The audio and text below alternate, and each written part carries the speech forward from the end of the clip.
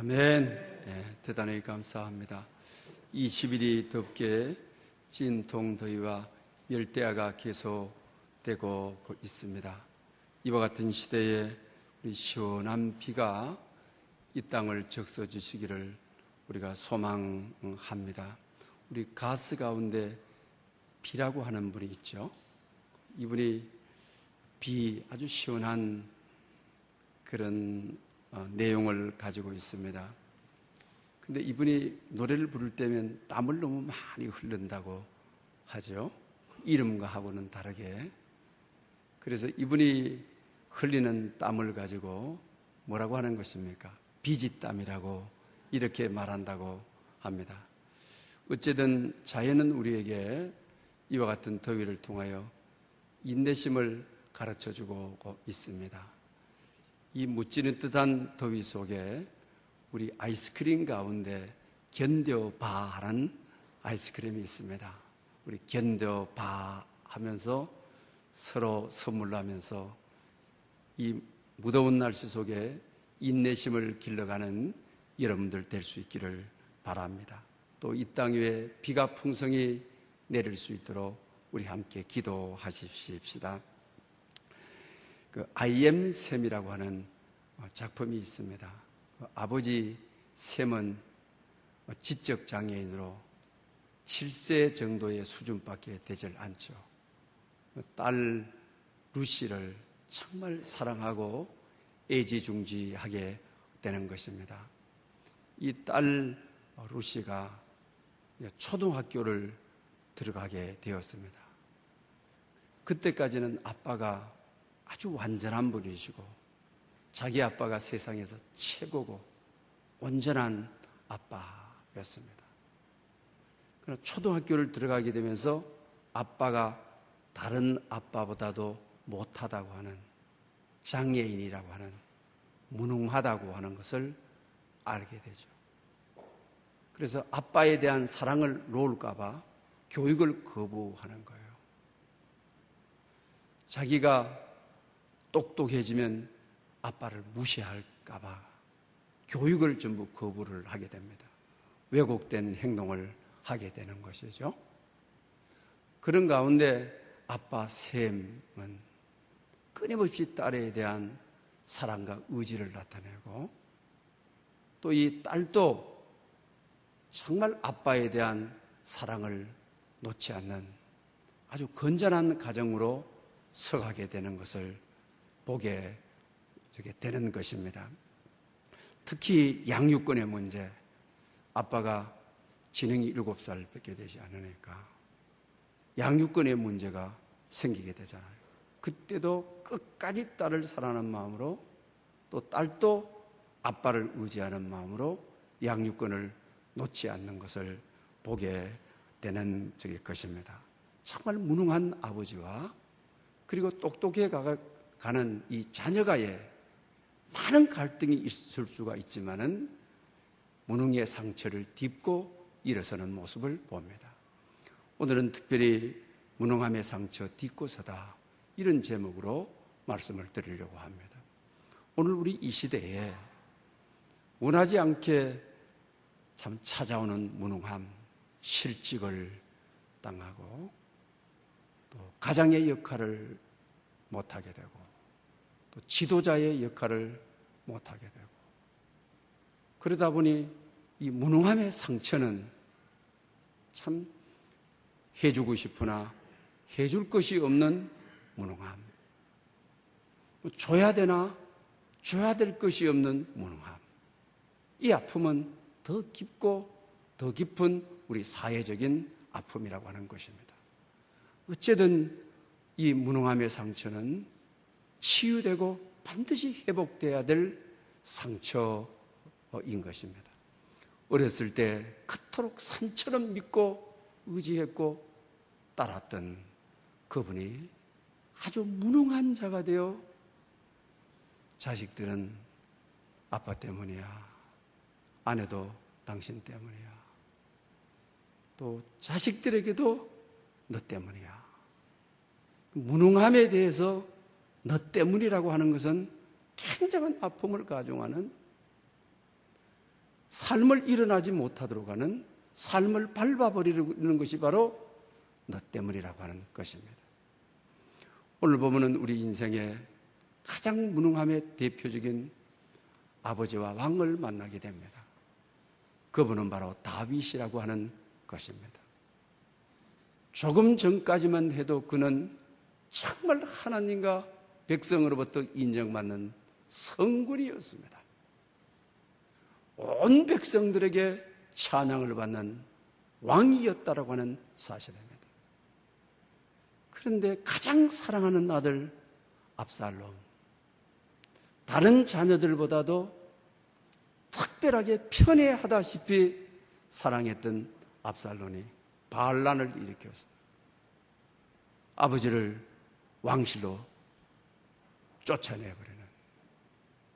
그리고 아버지 다윗은 이 왕실을 비워주고 통곡하면서 기도로운 시내를 건너야 되는 무능함, 아주 무능함의 대표적인 포본을 보여주는 아버지요 왕임을 우리가 보게 된다고 하는 것입니다.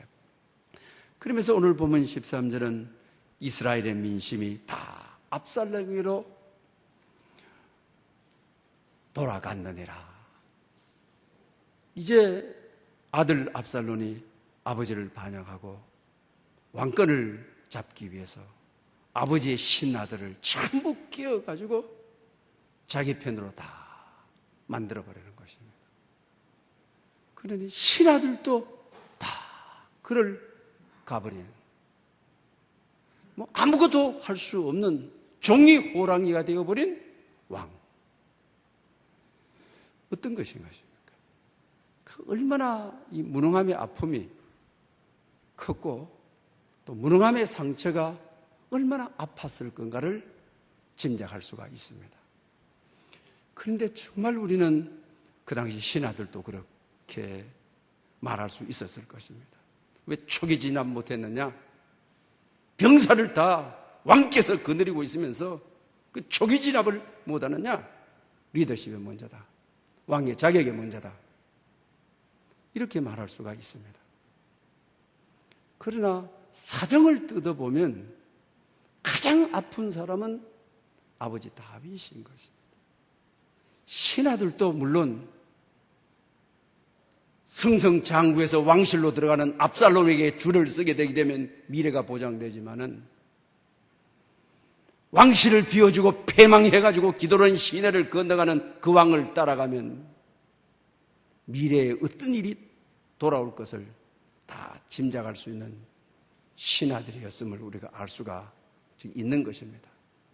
신하들이야 불평도 할 수 있고 원망도 할 수 있죠.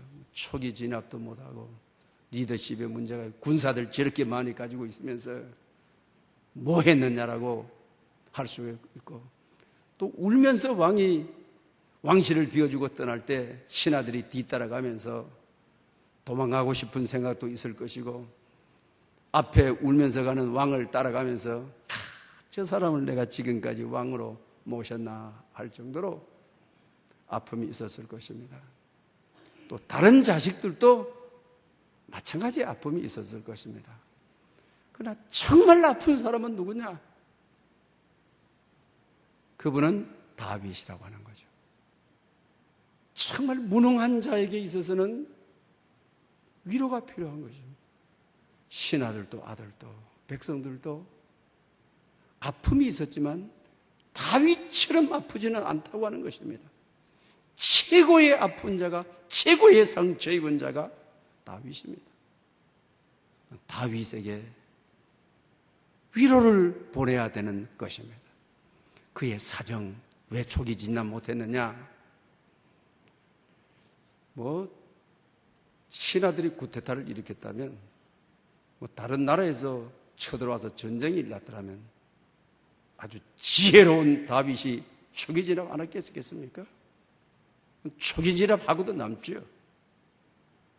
그러나 다름이 아닌 아들이 반란을 일으켰기에 아들이 칼 들고 나온다 해서 아버지가 칼 들고 나갈 수가 없는 것이죠.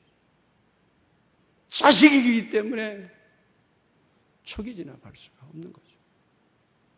무능해 보이는 다윗은 사정이 있었던 것이죠. 때로 우리가 아버지, 어머니, 또 교회 공동체 안에서 지도자, 또 우리 사회에 있어서의 여러분 직장에서 지도자들 정말 성실하게 살았는데 다윗은 정말 성실하게 살았습니다. 백성들을 향한 정치를 잘못해서가 아닌 것입니다. 이렇게 무능하게 되어버렸는 것은 사정이 있었던 것입니다. 여러분 가정에 이 무능함을 당신 때문이야, 너 때문이야. 이거는 일어나지 못하도록, 회복하지 못하도록 밟아버리는 언어입니다. 정말 아픈 언어입니다. 슬픈 언어인 것입니다. 이런 언어는 써서 안 되는 것입니다. 얼마 전까지만 해도 그분은 나라에 힘드는 사람들, 어려운 사람들, 길 잃는 사람들을 도운 사람이 다윗이었습니다. 얼마 전까지는 이 백성을 인도하신 분이었습니다. 교회도 가정도 마찬가지입니다. 때로 아무것도 해줄 수 없을 때 정말 무능한 거, 줘야 되는데 주지 못하는 아픔, 아버지의 능력을 보여줘야 되는데 능력을 보여줄 수 없는 아픔이 있을 때가 있죠. 이분은 가장 위로받아야 될 사람이고 그 마음과 사정을 헤아려 줘야 되는 것이 공동체의 일원이고 오늘 본문에 신하들이 그래야만 했다고 하는 사실입니다. 그런데 우리는 대부분 이와 같이 무능하게 되었을 때 외면당하죠. 무시하게 되죠. 멸시하게 되죠. 자식들도 마찬가지죠. 공동체 구성원들도 마찬가지죠. 오늘 본문에 보게 되게 되면 신하들도 마찬가지인 것이죠. 이렇게 해서는 치유가 될 수가 없다라고 하는 그게 사실입니다. 러더라는 말 아시죠? 배의 키를 러더라고 그러죠. 배의 방향을 잡아주는 키더. 그래서 러더리스라고 하는 작품이 있죠. 배가 방향을 잃어버리고 갈팡질팡하는 것을 말하게 되죠.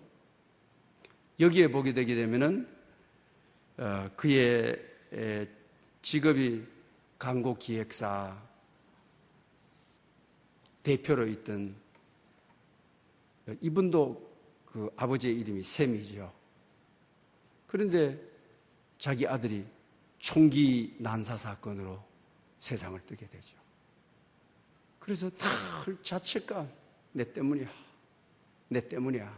그리고 로트를 하나 빌려가지고 배속에서 혼자서 세상을 보내게 되는 거죠. 배가 풍랑을 만나가지고 선원들 다 없어져 버리고 난파선에 혼자 있는 선장처럼 그렇게 살아갑니다. 그러다가 아침부터 저녁까지 술로 자기를 채우는 거죠. 하여튼 코까지 다시 품어내도록 술로 채웁니다. 아들에 대한 그리움, 죄책감, 내 때문이야, 내 때문이야. 점점 파괴에 들어가는 것입니다. 여러분, 죄에 대해서는 내 때문이야, 내 잘못이야. 이래야 교회 공동체도 살고 가정 공동체도 살고 사회 공동체도 사는 것입니다. 그럼 무능에 대해서는 내 때문이야, 너 때문이야. 이러면 그 공동체는 죽어가는 것입니다. 우리가 너무나도 잘 아는 션 맥카이버라고 하는 심리학 교수죠. 그리고 수학 천재인 윌이라고 하는 학생이 있죠. 그런데 이 수학 천재가 어려움을 당해가지고 상처를 크게 입고 아주 무능해져 버리게 되는 것이죠. 그래서 어느 날 션 맥카이어 교수가 그 학생에게 너 때문이 아니야. 이 학생은 평생에 유일하게 듣고 싶은 말이 너 때문이 아니야. 이게 위로였습니다. 또 선생으로서 제자들에게 유일하게 할 수 있는 능력이 없는 학생들에게 하는 유일한 말이 너 때문이 아니야. 이럴 때 무능해지고 방황했던 상처가 치유되고 회복이 되어지고 오늘 우리 이 시대에 정말 위로가 필요한 때입니다.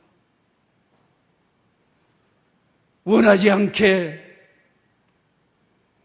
시대적인 사조를 따라 무능한 아버지가 되고 무능한 어머니가 되고 무능한 자녀가 되고 무능한 지도자가 널려있는 이 시대에 가장 위로받고 싶은 언어가 너 때문이 아니야. 너 때문이 아니야. 당신 때문이 아니야. 무능한 자에게는 너 때문이야 해버리면 일어날 수가 없습니다. 정말로 오늘 이 시대에 안 그래도 아픔을 당하고 있는 다윗에게 너 때문이야 이래버린다고 한다. 일어날 수 없는 것이죠. 당신 때문이 아닙니다. 아들이라는 사정이 있었습니다. 가정의 사정이 있었습니다. 건강의 사정이 있었습니다. 환경의 사정이 있었습니다. 당신 때문이 아닙니다. 이래야 가정을 살리고 이래야 아내를 살리고 직장 없는 자식을 살리고 오늘 이래야 교회 공동체의 지도자를 살리고 민족의 지도자를 살릴 수 있는 것이 위로해 주는 것. 무능해졌을 때는 위로만이 생명입니다. 정말 오늘 우리 시대에 위로가 많이 필요한 이들 주위에 그분들이 널려 있지 않습니까? 우리도 인생 살아가노라고 한다면 언젠가는 반드시 인생의 풍랑을 만나 인생 밑바닥에서 무능력을 경험할 때가 누구에게나 다 온다고 하는 거예요. 여러분 그런 경험들 했었을 것입니다. 교회를 섬기는 저도 하나님께 기도하기도 하고 사람을 찾아가 보기도 하고 할 수 없어. 때로는 하나님도 움직일 수 없고 사람도 움직일 수 없는 목사의 무능력함 여기에 올 때가 있습니다. 그럴 때 제 자신에게 너 때문이야. 여러분이 저에게 당신 때문이야. 길이 없는 것입니다. 당신 때문이 아닙니다. 이렇게 위로할 때 또다시 기도를 회복하고 말씀을 잡고 또 다른 미래를 향하여 나갈 수가 있는 것입니다. 오늘 우리 서로가 다 위로가 필요한 시대에 당신 때문이 아니라고 하는 희망을 주는 용기를 주는 여러분들 될 수 있기를 바랍니다. 그러면서 오늘 본문을 통해서라도 이 다윗에게 우리는 줘야 된다고 하는 신하들도 줘야 되고 자녀들도 이 무능해지는 아버지를 채워줘야 된다고 하는 우리 사무엘상에 보게 되게 되면 16장에 보게 되게 되면 왕이 이렇게 무능하게 됐어요. 아들에게 왕실을 빌려주고 아들이 쿠데타 일으켰는데 신하들 군기 잡을 수 있겠어요? 신하들 추스릴 수 있겠어요? 자식이 쿠데타 일으키는 마당에 뭘 아버지가 할 말이 있고 뭘 누구 탓할 수가 없는 거죠. 그럴 때 후세라고 하는 지략가가 있었죠. 이와 같을 때에 왕을 채워줘야 되겠다고 하는 이 위기가 하나님께서 왕을 위하여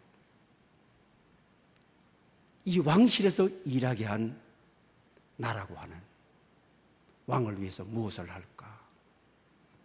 어떻게 하면 무너진 왕권을 채워주고 세울 수 있을까? 자기 자신이 압살롬 편에 가가지고 압살롬 편을 드는 척하죠. 압살롬의 지략가가 되는 거죠. 전쟁할 때 이렇게 하는 압살롬에게 신임을 받는 것이죠. 그리고 압살롬의 계략을 다 알아가지고 마지막 결전에 가서는 자기의 왕 다윗이 승리할 수 있도록 발판을 만들어 놓는 기회를 만든 거죠. 그래서 결과적으로 다윗 왕은 재건되어서 아들이 죽고 왕실로 다시 돌아오는 놀라운 역사를 가져오게 되는 것이죠. 무능해 보일 때 가정에서 누군가가 후세가 되어야 되는 것입니다. 아버지의 어머니의 공동체의 지도자의 원하지 않게 찾아온 그렇게 믿고 의지했던 아버지, 믿고 의지했던 지도자. 그러나 이제는 어떤 도움도 받을 수 없는 너무 슬퍼 보이는 지도자. 그때 후세는 이 기회가 저 왕실을 다시 세울 수 있고 무능해졌던 가문을 다시 일으킬 수 있고 무능해져 버렸던 조직에 다시 활기를 불어넣을 수 있고 그 기회로 삼는 거죠. 다윗에게 당신 때문이라고 하지 않는 거죠. 죽음의 언어를 쓰지 않는 거죠. 다시 일어나지 못하도록 발로 밟아버리는 언어를 쓰지 않는 것이죠. 다시 일어날 수 있도록 계획을 세우고 계략을 세우고 프로그램을 가지고 다시 일어나게 하는 모습을 보게 된다고 하는 것입니다. 여러분, 이와 같은 때에 조직 구성원이 어떤 대가 없이 압살롬 편에 가서 서면 대가가 이제 아버지 몰아내고 왕실로 점령했는데 거기 서면 대가가 있어요. 반대 극부가 반드시 돌아오도록 돼 있어요. 쫓겨나는 다윗에게 줄 서봐야 대가 없는 거예요. 그런데도 후세는 철저한 헌신이죠. 뭘 받기 위해서가 아닌 것이죠. 헌신하다가 말겠다는 것이죠. 상대 진영에 가서 사실 자기를 위장하고 있다는 것, 걸리면 죽음이에요. 목숨 내놓는 거예요. 왕을 위해서 목숨 내놓는 헌신을 하는 거죠. 목숨 내놓는 봉사를 하는 것이죠. 대가 없이 헌신하고 희생한 것은 은혜는 반드시 돌아오도록 되어 있습니다. 성경은 대가 없이 뭘 받기 위해서 주고 다시 받아봐야 이건 얼마 되지 않습니다. 그러나 과거에 정말 대가 없이 기쁨으로 섬겼던 일이 대가 없이 만났던 만남의 관계가 20년, 50년 지난 다음에는 엄청난 은혜와 복으로 내 삶이 휘청거릴 때, 내가 무능해질 때 나를 세워주고 나를 도와주는 축복의 통로가 될 수 있다라고 하는 사실입니다. 우리는 얼마든지 이와 같이 형편이 될 때 정말 중보 기도할 수 있고 마음으로 도와줄 수 있고 말로 위로할 수 있고 정말 무능한 자에게 위로자가 되는 여러분들이 채워주는 대가를 받지 않고 채워주는 후세 같은 인물이 되기를 바랍니다. 누가복음 5장에 보게 되게 되면 예수님의 제자들이 밤이 맞도록 고기를 잡았는데 한 마리도 잡지를 못했어요. 진짜 제자들의 무능함이 나타나는 거죠. 또 이 제자들은 어부 출신 제자들이에요. 갈릴리 바다를 손바닥 펴놓고 다 아는. 그런데 그날따라 아무리 고기를 잡으려도 고기 한 마리가 안 잡히는 거예요. 부족함이 아닌 무능함에 빠져있는 그들에게 갈릴리 호수를 따라 주님이 오시는 것이죠. 주님께서 깊은 곳에 그물을 내려라. 그랬더니 그물이 찢어지는 것처럼 고기를 잡는 거예요. 무능함은 하나님이 채워주시는 기회가 되어지는 것이죠. 근데 누가복음은 이 기사를 초기 사역으로 5장에 기록하고 있어요. 이게 계기가 되어서 제자로 부르셨다. 그러면서 사람 낳는 어부가 되라. 사람 낳는 어부로 그를 부르시고 무능함의 한계에 놓여 있는 그들에게 하나님의 풍성함, 하늘에 채워주신, 오히려 이 무능함이 제자로 부름받고 사람 낚는 영적인 업으로 서게 되고 인생의 한계를 뛰어넘는 풍성하신 하나님을 경험하는 길이 되었습니다. 오늘 이 시대에 가정은 가정대로, 사회는 사회대로 무능함의 상처가 아픈 분들이 너무 많이 있습니다. 오늘 우리나라의 경제구조, 이와 같은 때에 당신 탓이라 아니라 정말 이들을 위로하여 소망 가운데 그들을 일으키는 하나님의 채워주심을 경험하는 그분들 되어서 무능의 상처 딛고 일어서는 축복이 있으시기를 축원합니다. 할렐루야. 영광 받으시기에 합당하신 하나님 아버지, 오늘 저희들을 불러주시고 오늘 이 시대의 무능함의 상처를 안고 있는 이들이 너무나도 많이 있습니다.